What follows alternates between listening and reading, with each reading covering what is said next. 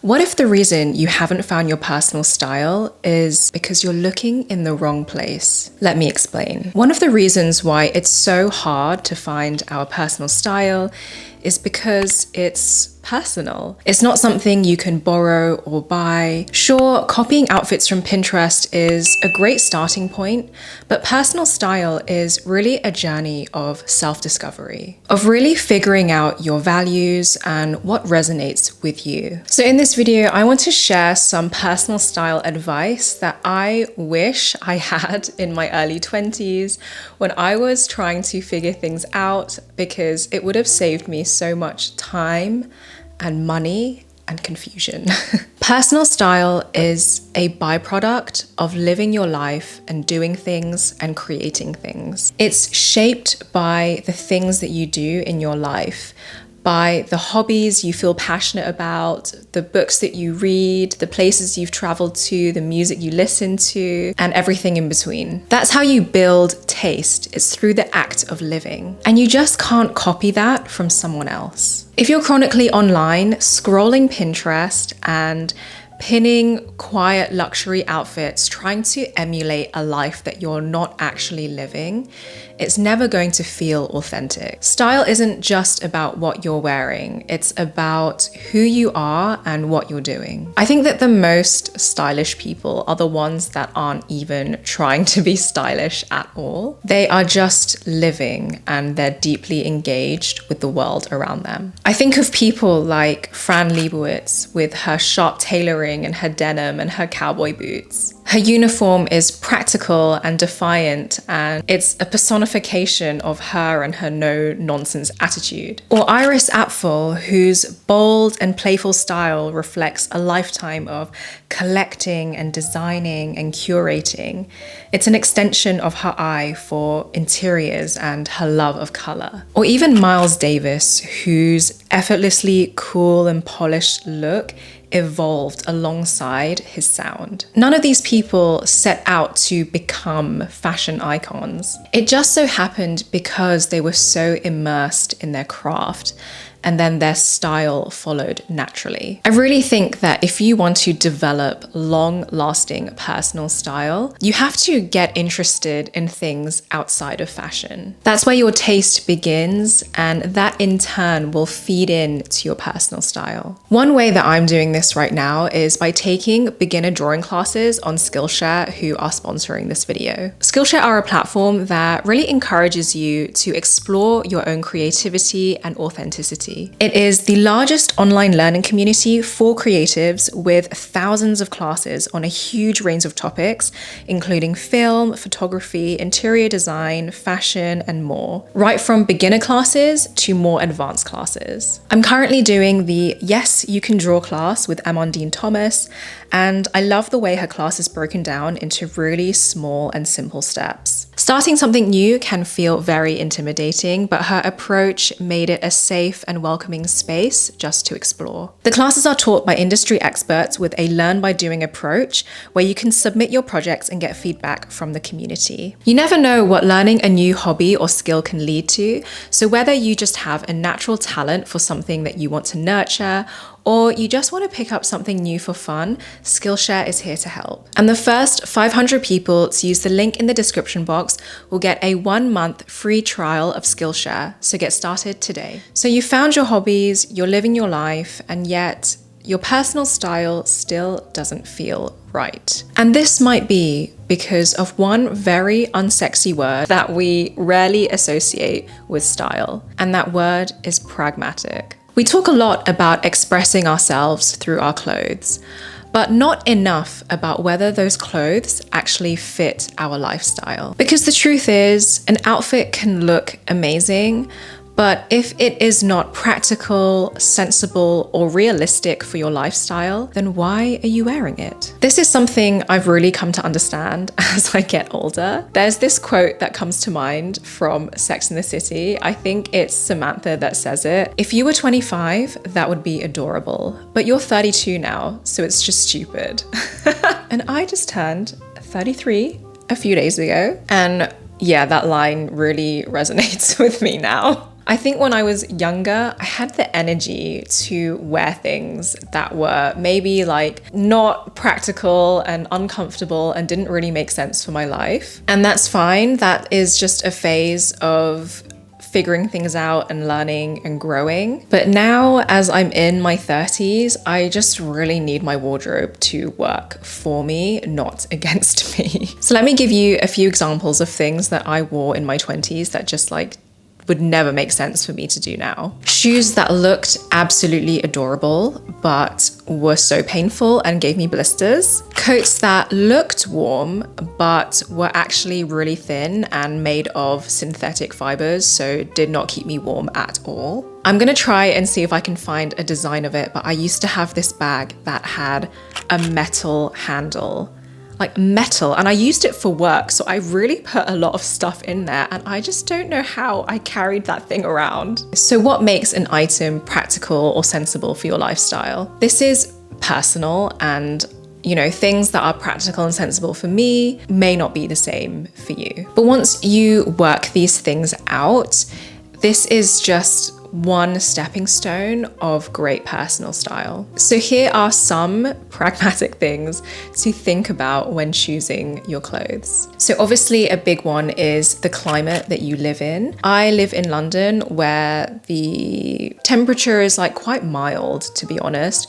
So I like to wear a lot of light layers that I can easily take on and off. I sold a huge chunk of summer clothing before I moved back to London from Sydney because I just knew I wouldn't need it. It's such a boring thing to think about, but the climate really does play a huge part in your personal style. You also need to think about how sensitive you are to your climate. So for example, I get hot quite easily. Fun fact that I don't think I've ever shared with anyone, not even my friends. I have hyperhidrosis, which means I sweat a lot more than the average person. So not only does this mean I choose my fabrics and my layers very carefully, it also dictates the colors I wear as well. And it's a big part of the reason why I wear a lot of black, because it hides sweat. You will never catch me in a gray long sleeve tight top because I would just be living in fear that the sweat is going to start peeking through. You might also be sensitive to certain fabrics. I know a lot of people can't wear wool, whereas I love wearing wool like all year round. And even the structure of some fabrics. Do you prefer looser fabrics or ones that are stiff and more structured? You also need to think about your daily activities. Do you bike to work? Do you walk? Do you commute? These things are going to play into what you wear. Do you work in an office or do you work from home? Obviously, that's a really big one. And if you do work in an office, is your office, very casual or is it quite formal? There's no point having 10 pairs of really nice heels when you only go out once every 3 months. And then another unsexy thing to think about is laundry. How much time do you have to do laundry? Some people really hate doing laundry, and I get that. Some people don't mind it. I don't have kids. I work from home. I have a lot of time on my hands, or not a lot, but more than someone who is a parent. And so I don't mind having to hand wash my clothes. So, having items like cashmere or silk is okay for me.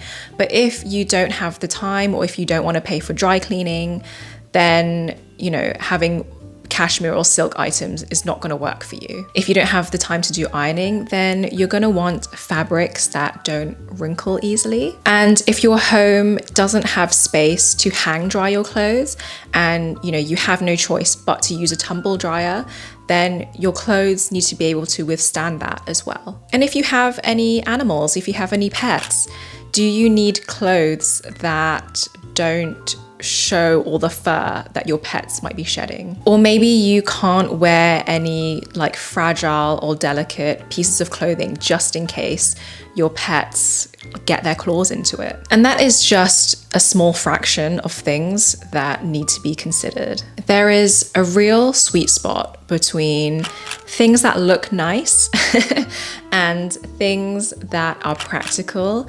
And when you hit that middle sweet spot, it is such a win. Because only looking good is just not enough for me anymore. I need my items of clothing to be functional and to work for my lifestyle as well. So before we even consider how an item looks, it needs to meet these pragmatic conditions first. You are trying to buy good style. Let me make a confession. I've come to realize that in my early 20s, I was a shopaholic. Thankfully, I never went into debt or anything like that.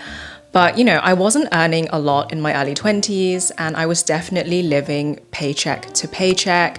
I was scrolling ASOS like it was my full-time job. I really thought that buying new things weekly was normal. I was definitely chasing the feeling of having the perfect wardrobe. Always buying something new and thinking that this piece is gonna be the item that makes everything click. But what I didn't realize is the more I bought, the less I understood my style. Style isn't something that you can shortcut by spending. It's something that you build by rewearing and restyling and reflecting. That's where the real learning happens. And I've said this before, personal style is about consistency. You need to learn how something moves on your body, how something makes you feel, what combinations are you always reaching for again and again. And you can't do that if you have a constant influx of new items. Self-discovery takes time, and learning about yourself takes time.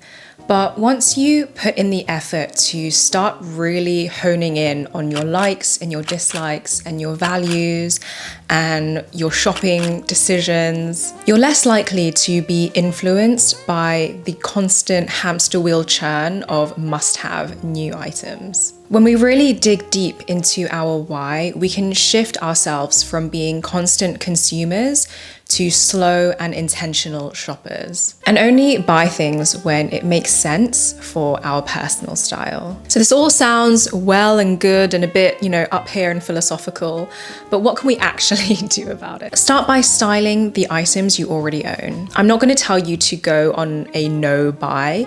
I know that works for some people. If you want to try it out and it works for you, that's great. I think it is a really good place to start, but you want to just really focus on the items you already have in your wardrobe because you bought them for a reason. So now is the time to put them to the test. Try and put together an outfit for everything that you are doing, even if it's just walking down the road and going to the post office. Style takes effort and it takes practice. Yes, some people might be born with, a slightly better eye than others, but it still takes practice and it takes putting together different combinations all the time to really learn what looks good on you and what you like. And there's really just no other way about it. You have to put together different combinations. Not every outfit is going to be a 10 out of 10, and that is fine.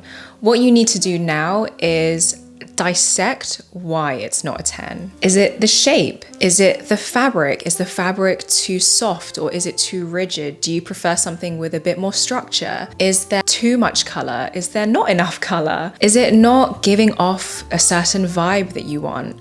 If not, why? You really have to start analyzing and getting into the details. And only then can you start thinking about what you want to change about the outfit so that it resonates with you more. And our style is always evolving because we are always changing as well. An outfit formula that you loved 2 years ago might not sit right with you anymore. You might be in a different phase of your life. Maybe your body has changed, or even just your mind has changed, and this outfit just doesn't fit with who you are anymore. And that's why style is a lifelong journey. True personal style comes from experience. It comes from the confidence of being able to trust your gut with your choices and what you feel most comfortable in. You are buying too much of the same thing. Believe you me, I have suffered through this many times before, and I'm gonna give you examples from my own wardrobe. I used to think that having great style meant having lots of variety, more choices, more options, just more of everything. But over the past year, as I've been decluttering and just like really trying to understand my personal style more, I've realized that's really not the case at all. Take the humble white tank top. So for me, a white tank top is such a great staple. It works so well for me. And so I thought I'm gonna buy all the different neckline variations of a white tank top, because in theory, that makes sense in my head. But here's the thing, not all necklines suit me, obviously.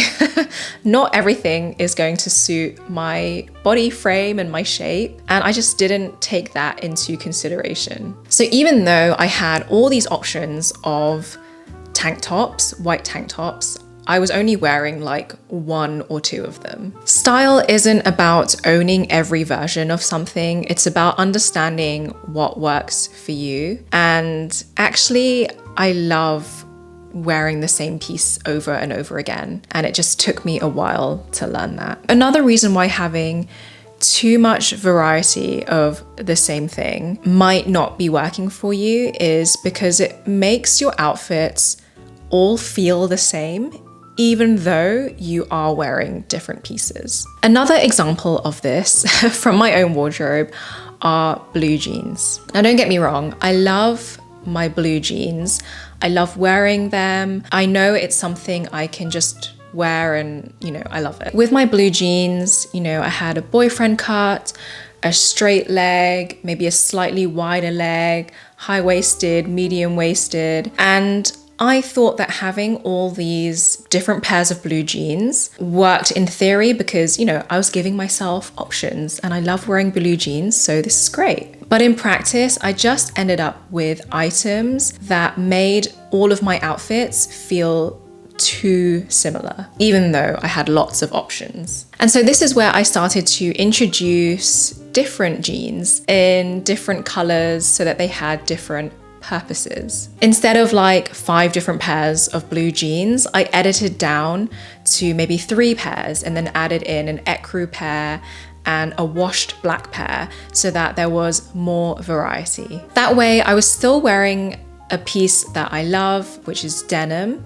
but I had more variety in all of my outfits. And introducing these different washes meant that I was still wearing something I love, which is denim, but I was giving my outfits a newer and fresher perspective. Your standards are too low. When it really comes down to it, your shopping habits ultimately shape the way you dress. Because personal style starts with the things that we decide to bring into our wardrobes. Taking the time to shop with intention is the first step to really great personal style. The trouble is there's so much out there, and I completely understand that it is so overwhelming. But one of the ways that I have shopped less and better is by raising my standards. I have been burnt way too many times by something that looks amazing online, but then I see it in person and, the seams are wonky, the stitches are uneven, and the buttons are falling off. If something is made in, a really cheap fabric, or the design just hasn't been well thought out, or it's just badly constructed, I don't want it. No matter how expensive it is, no matter what brand it's from, if it doesn't meet my standards, it's not entering my wardrobe. And if something is not a good standard, it's just not going to look good on you. Something is gonna look and feel off, and it's going to affect the way you feel about your personal style. Quality is probably like the first deciding factor of whether I'm gonna keep something or not. Even if I love the color, the cut, how it looks on me, I love the brand, if it's not good quality, then I don't want it. I've been shopping for long enough now to know that something else is going to come along, and so I no longer feel buyer's remorse if I have to let something go. So what does high quality actually mean. For me, I mainly purchase natural fibers. I don't settle for poor construction, and I buy the best quality that I can within my budget. I actually made a whole video about how to shop for high quality pieces. I will link that in the description box if you are interested. It's actually one of my best videos. I personally think it's one of my favorite videos that I've ever made. I cover fabric, construction, and what to look for when you're shopping. Because let's be real, prices are going up, but unfortunately, quality is not following that same trajectory. So it's more important than ever to remind ourselves what good quality clothing should look like. And if you're thinking about summer pieces, bear with me, I have a summer version of that video coming soon. I hope that this video made you think about your personal style from a different perspective. And let me know if you sign up to Skillshare. I would love to know what classes you end up taking. If you want to stick around, I have another video with tips on how to build an authentic personal style, and that will be linked on the screen. As always, thank you so much for watching, and I will see you in the next video. Bye!